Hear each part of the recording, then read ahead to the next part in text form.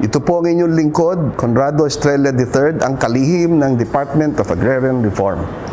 Sama-sama natin tuklasin ang mga hakbang na tinatahak ng Department of Agrarian Reform para sa mas maunlad, makatarungan at tunay na reformang agraryo tungo sa layuning sariling lupa para sa bagong bukas na masagana.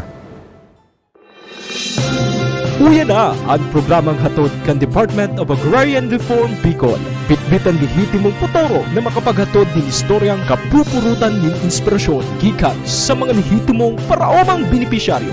Kinuno, halos sa iba-ibang probinsya kan rehiyon. Mag-iribahan kita, maghinayo asin mag-antabay para sa kape asin baretang agraryo. Diyos marhay na aga po mga ka-agraryo.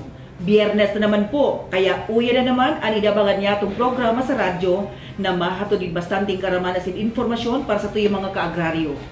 Ang programang Kape asin Baretang Agraryo natun sa tuyakan Department of Agrarian Reform asin ka programang Split.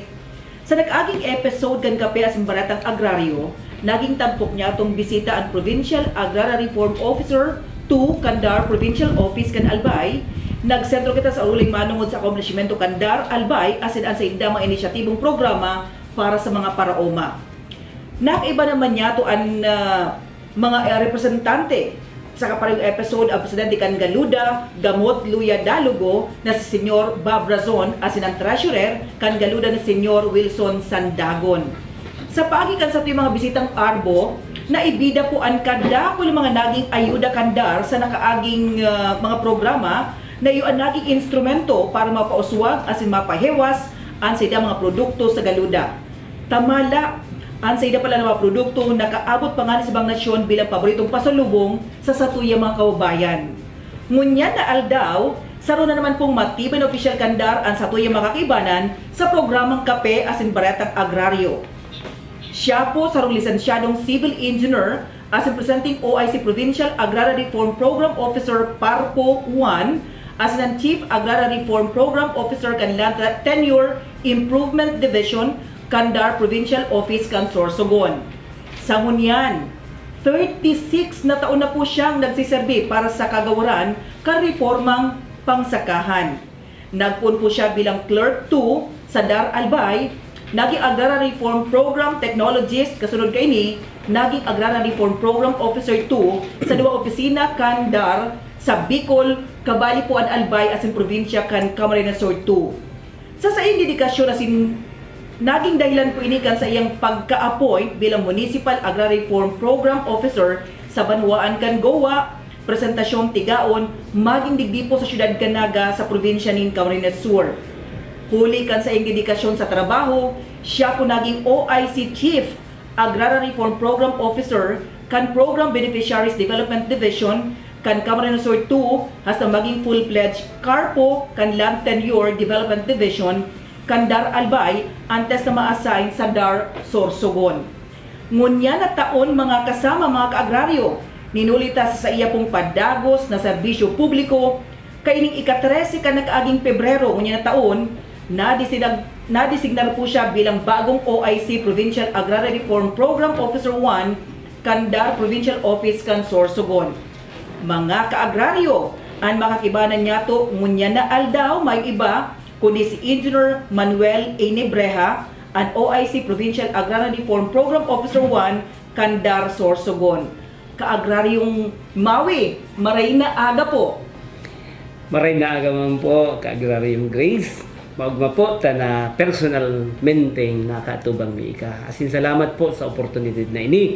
Na kinaupo sa Samuya sa Dar Sorsogon para po makapag tauni impormasyon kan Samuya pong mga naginibuhan sa Dar Sorsogon. Iyan po ang sa tuyang aabangan sa tuyang episode mo niyan kan Kape asin Baretang Agraryo ang mga programa niya to sa Sorsogon. Para po ka agraryong Mawi sa mga nakaaging episode saro sa mga natukar niya to digdi sa tuyang programa iuan pagbida sa mga akomplishmento Candar, Bicol, asa hula, asa iba pa mga opisina sa probinsya Candar, digdi po sa Bicol. Siyempre po ngunyan, maut mi man pong aprobit saranan pagkakataon na ini para mahapot man kamo asin sa nakalihis na taon, ano po ang mga ipig-orgulyo na mga akomplishmento kandar sa probinsya kan Sorsogon?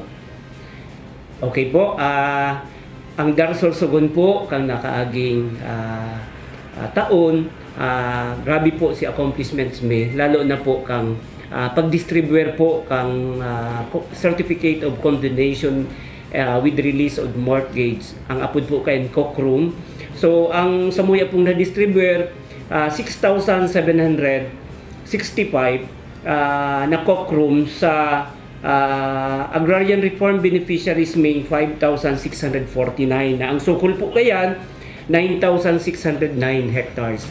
Ang na-condone na amount po sa Dar Sorsogon around 203,550,773 pesos. Nakalibre na po sa itong mga parauma sa pagbayad kan sa indang utang sa daga. Lalo na po itong di nakakabayad. Nakalibre na po dahil po digdi sa programang ini napiga aprobaran kan sa tuya pong mahal na presidente itong Republic Act 11953. Aside po kayan kang yan po dinistribute kay ito pong pag-abot ni Senator Amy Marcos sa Legazpi kang November 26. May kasabay po iyan na pag-distribuer kami na 55 individual electronic titles sa Project Split sa 55 man na ARBs. So 101 hectares po gabos itong na-distribute po yung daga.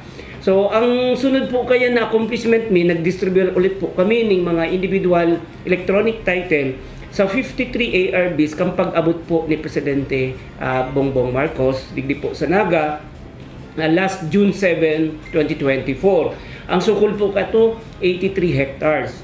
Asin ang katotalan na po si kagabusan na nagibuhan mi po na mga individual electronic titles nagkaabot na po ng 442 e-titles na may sukol na 184 hectares.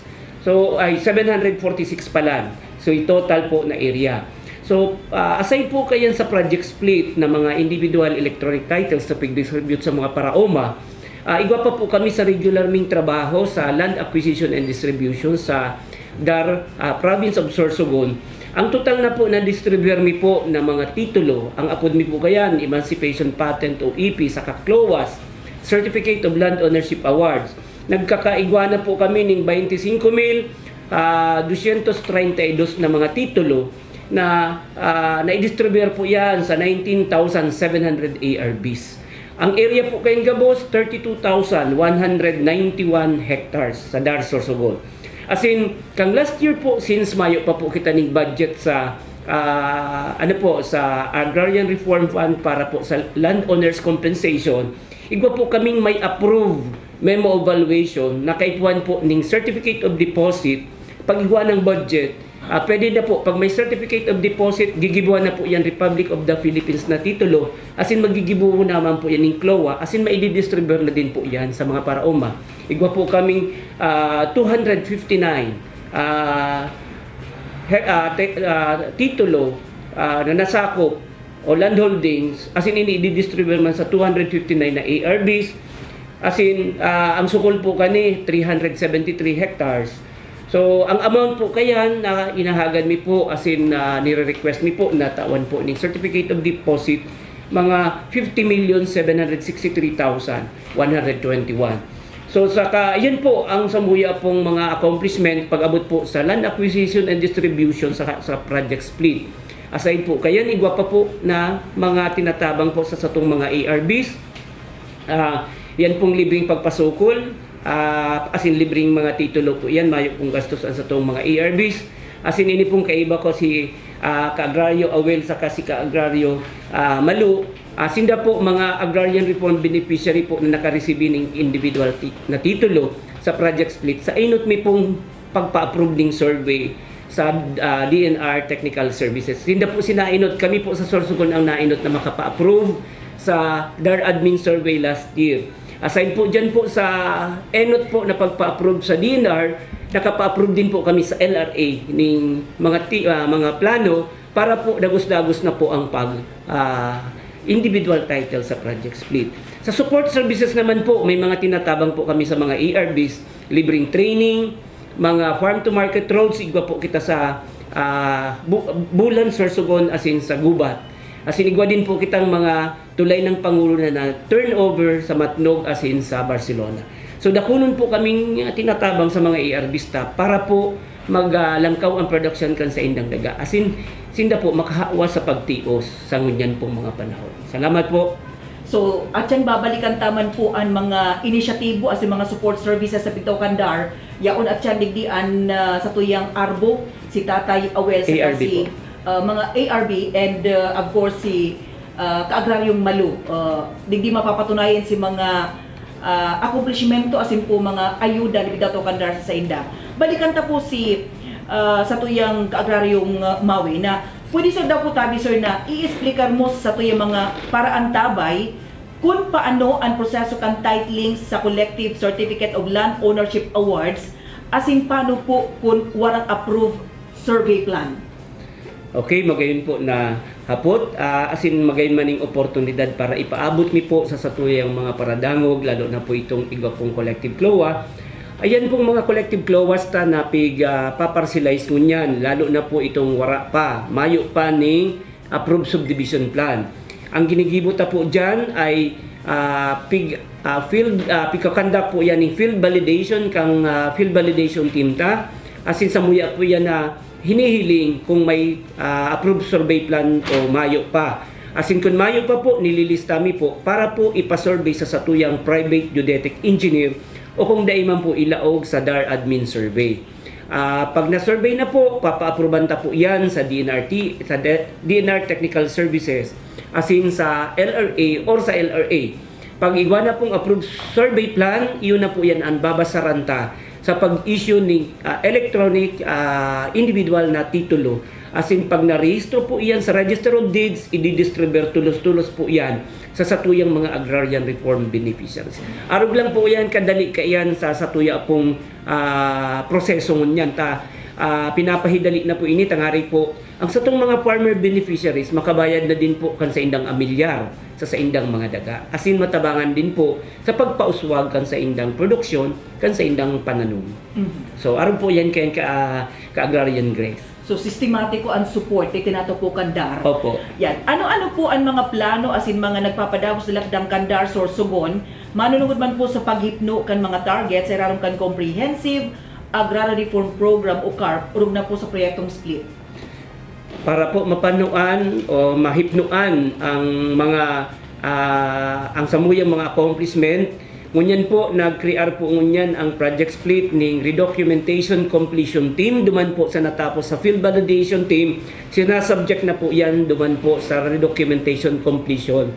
Na ginigibo po kang sarong team, tangarig si mga kakulangan, mapanuan, asin giraray po, masurvey. Asin kami po ngunyan, nag-undergo na po ng mga admin survey. Ibig sabihin, kunday po kaya kan sa kadakulan na iso-survey, kundi po masurvey kan sa tuyang private geodetic engineer, nagkikraan na po kami ng administrative survey, admin survey sa DAR. Kasi nag-hire din po kaming mga surveyors. Ngunyan po kang last year, nagkaigwa po kita ng admin survey ng 500 hectares. Asin sa 500 hectares na iyan po, saro po si Sinda po ni Malu sa kasi Tatay Awel, naging nainot na masurveyhan asin nagibuhan ng e-title. Asin kay bako Sinda tangari po makapag tauman ng rekognisasyon duman po sa natabang sa Inda, asin Sinda magpatutuon na igwa na po Sindang e-title ngunyan. Asin ngunyan po nagagamit po kami ng ito pong inaapod na RTK sa survey na madali na po lang ang pag-survey. Itong real-time kinematics na pag sukol, mabilison lang po, in 3 days tapos na, asin iyan po, isasubmit sa DNRTS for approval, asin kung approve na, yun na po sa paggibo ng individual electronic title. So, pabilisan na po ngunyan ang project split, ninhulita, kaipuhan na pong maray na magkatawan na ng individual na tituluan sa itong mga agrarian reform beneficiaries. So, yun po. Okay, so tamang-tama na mention na po ni Kaagraryong Mawi na igwak taligdig agrarian reform beneficiary tangarig iris mo ang mag-istorya kung ano po si naging tabang ayuda paano naging kaskas si proseso kan pagpatitulo kan daga sa Inda po. Tamang-tama yaon na po ni si Tatay Awel mga kasama, siya po ang primerong recipiente kan individual title kan admin survey kan project split So tangarig ma-informaran po ang publiko, ang sa ating mga kaagraryo. Siya po, 76 anyos, taga Duman sa San Rafael, Bulusan, Sorsogon mga kasama. Yan. Siya na po ang maistorya kung pilang taon siyang naghalat, paano niya na-receive ang individual title na yan, Certificate of Land Ownership Award na hali po sa DAR. Tatay Awel, maray na aga po and welcome sa programa tang Kape Asin Baretang Agraryo. Maray man po na aga sa Intubagos. Kaputi na po ini. Ako po, nagsilbi ako sa Dr. Reyes. Pinakuha po ako na magtrabaho doon sa kanila. Ang sabi ko, po, dahil mo kami kitrabaho, nag-tios kami.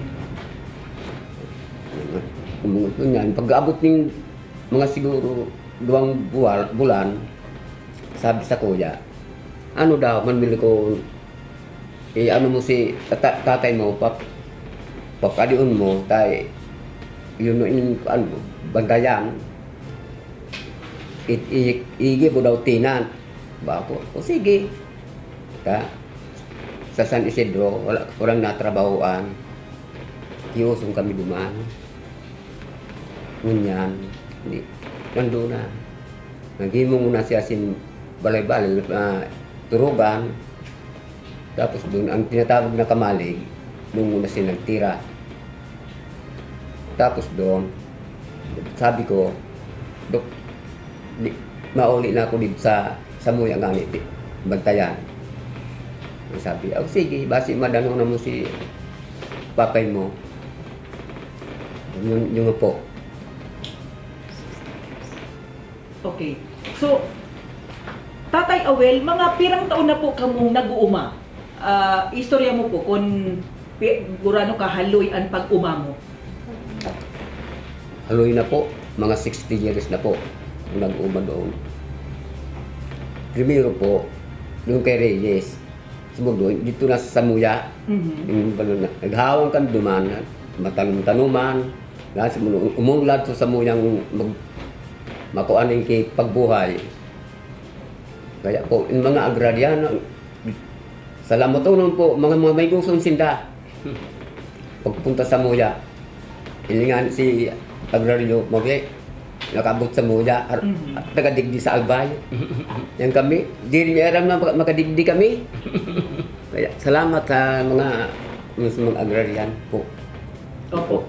And Tatay Awel, sa loob po kan halabang taon na iyan, pwede po ba nindo maistorya sa satuyang mga parantabay? Pirang taon po ang paghalat nindo bago po na-receive ang sa imong saliring titulo? Guraano po kahaloy ang sa inyong paghalat? Naghalat po kami mga 20 anyos siguro. Maom na aman. Kung diri sa kanila, dahil man kami matawan kay iyong kaiyan. Tapos po, ang sabi ko, ano daw, kaini, ano daw siya bayad ta? Nagsurbisin ta. Bako, tinanong ko ba? Anong bayad mi sa indo pa? Wala ka mo bayad. Libre iyan. At saka ang daga ninyo sa iyo na, kung salamat. Kaya kami nakakuha kay iyo kayan. Kung diri sinda, wala man kami. So, nabatinip sa ginhawa kan resulta kan pagalat nindo ning 20 taon. So, tatay, ano po ang mga produkto na sa indo pong nakukuha dulot kan pagtatanom na yan sa inyong kadagaan? May tanong mo kami ng niyog, kakao, at saka may pili. Ano baka po ura na. Yung karagumoy, nagtuan mo sa yung pagbuhay, maski diyo. So talagang ginamit ang maray si daga tangarig may kultibar, magigwaning produkto, and magamit na po sa tuyang pang-aral daw na pagbuhay. Tatay Awel, ngunyan po na nasa sa imo na po mismo ang sa diring titulo kan daga, nasa imo pong pig-umahan, masasabi daw po nindo na naging marhay ang silong pagkabuhay kumpara kan wara pa po ang titulo. Marhayo na po.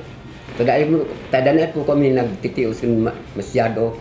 Kung ano po, nakakaw na, nakabakal na ibigas.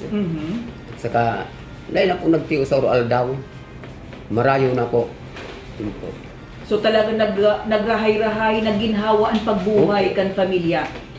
Papaano po nakatabang sa inyong andar, tangarig danay na mga kuanyato ang tarayumpo sa satuya po kumahan, pigtatanong-tanuman. Po, nagsurbisinda po doon. Kita, amunga na iyon, sabi ninda, ini po na, kuan niyo na sendo na. Sabi ko naman, sige po, kung yung mga kuan nindo, samoy na, salamat po. Kaya, yung mga kanira sa mga salamatunon kanira. So talagang matitapuan na epekto sa pagbuhay ni Tatay Awel sa kakanbilog niyang pamilya ninulikan na resulta kan pagkakakuan na kan titulo kan daga. Ipasa ta daw sa aki mutabi Tatay Awel ya undi sa agraryong Malu na pag-araman mi man po nasaruman kamo sa Agrarian Reform Beneficiary. And ngunyan anabot ko po sa paagikan titulo sa mga suportang serbisyo kandar papaano kani napagian ang pagbuhay nindo bilang sarupong pamilya? Una-una po, mahay na umaga po sa Indogabo, sa mga taga-Sorsogon, sa mga taga-ERBs, na mga parehas nga ako na beneficiary, bilang beneficiary po, nagpapasalamat po ako sa gabos na mga taga-DAR, na mga mahiguson, na matyaga sa pag-survey sa among sa mga umahan. Maraming salamat po. Tapos, ang masasabi ko po, tinawan na po kami ng titulo. So, marhayon po sa muya igwa na po kaming titulo na dahil na po kaming nag-iisip na hulugan. So, magaan po sa muya. Tapos, sobrang pasasalamat din po namin kay President Bongbong Marcos at saka kay Secretary Estrella na aprubahan po ang ERB's beneficiary po bilang beneficiary po. Opo. And siguro aga-agraryong Malu bilang agi ni Tatay Awel, ano po ang mensahe kay Tatay? Siyempre po dahil sa nakuata na po ang bagay na igwa kita mo niyan, inulitaan sa iya pong pagsasakripisyo, sabi nga ni kaya nasing paghalat sa halawig na panahon na ipangaran na po sa imo ang titulo kan daga na haloy po ni dong pinag-aataman. Ano ang mensahe kay Tatay? Una po kay Papay, salamat po. Dakulong pong sakripisyo po na nag-uuma, maskin mauran, masudan, nag-uuma po siya. Tapos salamat po talaga. Tapos kung buhay pa lang po ako, mama, siguro po, grabe po na ugmamam po dahil igwa na po kaming titulo na dahil na po kami magbabayad. Iyo po, salamat po. So talagang Tatay sa kaagraryong Malu, matiko ang dakulang tabang sa pamilya po nindo. And ini maipapamana ta pa sa satuyang mga sunod na mga henerasyon kung tamanon ta sa paagipukan pagtanong asin pagpadangat sa kung ano man ang biyaya nga itao sa tabang kandar. And of course, nangyari po ini sa tabang ka sa tuyang Presidente kay President Bongbong Marcos and sa tuyang pong DAR Secretary Conrado Estrella. So, sige, balikan tapuan siguro ang sa tuya pang pamayukan DAR sa probinsya kan Sorsogon, tamang-tama si Parpo yaon paligdi. Parpo, ano masasabi mo ngunyan? Nahiling ta na damog tapuan kamarahayan na itinaupo kan DAR and nahiling ta po na matitaan kaugmahan kan sa tuyang bisita mo niyan. Ano ang pagmati bilang pamayo? Kasi nagsakripisyo man po, kamo po ang nagigwa ng inisyatibo, tangari kan araw ka mga support services, may inisyatibo kandar, may paabot na po sa tuyang mga agrarian reform beneficiaries. Actually, actually po, ang pagmati may grabe pong kaugmahan din dahil si samoyang sakripisyo na ipaabot mi din sa sainda na magray-ray ang buhay. As in, magpuon na po sinda sa saindang mauswag na pamuhay. As in, sa paagi po kang pagserbisyo sa sainda, nasinda po ang samoyang inspirasyon sa DAR, ang mga agrarian reform beneficiaries po. Takon wara po sinda, wara man po ang DAR. And saro pa po, sa ginigibo mi pong pag-serbisyo sa inda, sa ngunyan lalo na po sa Project Split, ang World Bank mission po gigibuon ngunyan na March, sa Sorsogon po gigibuhon, bibisitahon ang probinsya ng Sorsogon. So gusto sabihin po, marikas as in proactive na maray po ang mga personahe kan sa tuya sa kay Riba sa Darat Sorsogon. As in pinapabilis mi po ang paggibo ng mga titulo para sa Sainda, lalo na po sa Sainda na mati po nadangog kong maray po ngunyan, as in nadakula ang pagpasalamat sa satong presidente. Dawa man po kami nakakapataba ng puso, as in nakakapahigos lalo sa samuyang mga tagadaan. Sa mga taga Sorsogon, na mga agrarian beneficiaries, ang samuyang mga kaopisina, ang mga marposmi, ang mga technical personnel, as in sa gabos po na pwersa kang Dar Sorsogon, salamat sa gabos na esperso sa pagtabang sa mga ERBs. Lauman ta po na magpapadagos-dagos ang serbisyong siring kaini. And ngunyan par po ni Breha, pagkakataon po nindo na maipaabot man ang sa imo pong mensay sa tuyong mga kaagraryong nagaantabay sa programang Kape Asin Baretang Agraryo. Okay po, inot sa gabos, dakulang pasalamat po sa satuyang presidente, President Bongbong Marcos, asin sa satuyang DAR Secretary, si Secretary Conrado M. Estrella III, asin ang samuyang Regional Director, si Director R.T. Sindak, asin ang gabos na opisyal sa DAR Regional Office, asin ang samuya pong Provincial Agrarian Reform Officer 2, si Parponida, na outgoing po siya ngunyan, na assign po siya ngunyan sa region. Asin may bago po kami ngunyan na OIC Provincial Agrarian Reform Program Officer 2, si Ma'am Eleanor Torres. Salamat po. Asin sa gabos na members ng Exicom, salamat na maray po sa tuyang tarabang sa tuyang trabaho, tangaray po matabangan ng mga ERBs. Asin sa gabos po na empleyado sa DAR.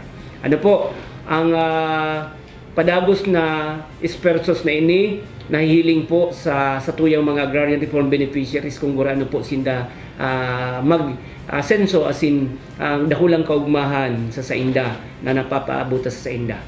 Okay po, salamat asin sulong agraryo. Sulong agraryo, magsasakang Pilipino.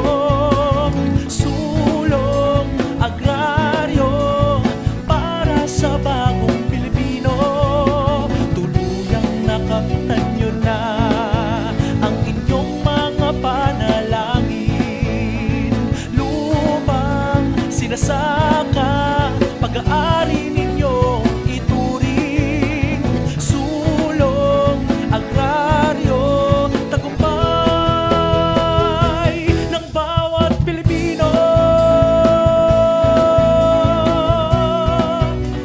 Yan, Diyos mabalos po sa satuyang naging katuwang, tangarig makumpleto po ang satuyang episode ngayon na pagkaaga sa programang Kape Asin Baretang Agraryo. Satuyang pong nakaibanan mga kasama, ang OIC Provincial Agrarian Reform Program Officer, DAR Provincial Office kan Sorsogon, si Engineer Manuel Nibreha, and of course, at sa tuwing mga aktibong agrarian reform beneficiaries, yaw nigi si Tatay Manuel Fortes. Yan.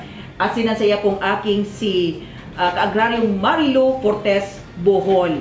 Naging produktibo na naman po sa tuyong pag-inibanan ngayon na aldaw nin Biyernes mga kasama para sa tuyong programang regular po nito na antabayanan kada Biyernes dibilang po sa RMN DWNX Naga ang programang Kape Asin Baretang Agraryo.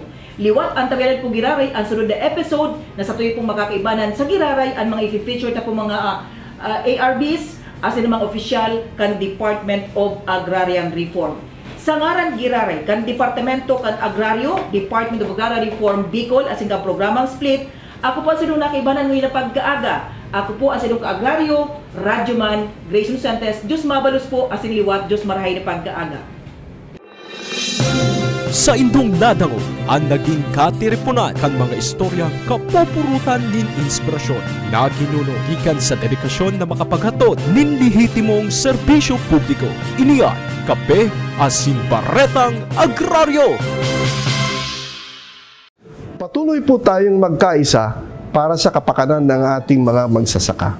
Hanggang sa susunod, muli natin tuklasin ang mga hakbang para sa maunlad, makatarungan at tunay na reformang agraryo tungo sa layuning sariling lupa para sa bagong bukas na masagana. Magtiwala po tayo sa ating mahal na Panginoon. Salamat po sa inyong pagsuporta.